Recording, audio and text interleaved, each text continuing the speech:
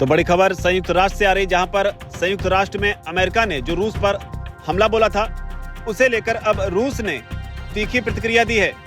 Paper tiger वाले बयान पर भी रूस भड़का है। ट्रंप ने संयुक्त राष्ट्र के मंच से भारत और चीन पर भी हमला बोला था। डोनाल्ड ट्रंप ने कहा था कि रूस से तेल खरीदकर भारत और चीन जो हैं वो युद्ध को फंड कर रहे हैं। यूरोपीय देश और कुछ नाटो देश भी ऐसा कर रहे हैं, जिसके बाद अब रूस ने जवाब देते हुए कहा कि ट्रंप एक बिजनेसमैन है।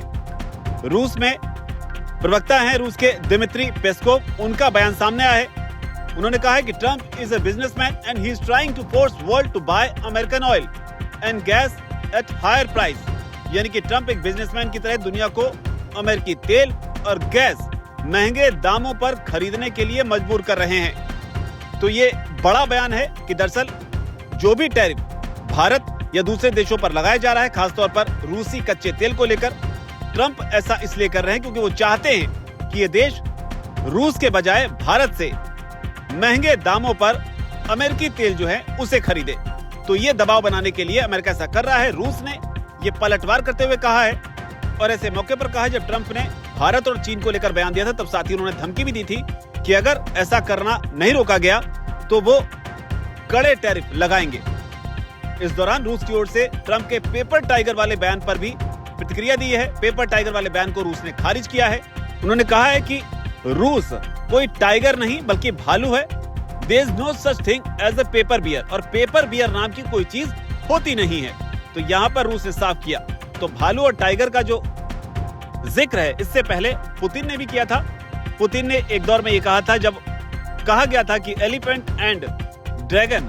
इसके अलावा रूस ने यूक्रेन में जो सैन्य कार्रवाई चल रही है रूस की ओर से, उसे सही ठहराते हुए कहा है कि रूस के पास फिलहाल युद्ध जारी रखने के अलावा कोई और विकल्प नहीं है।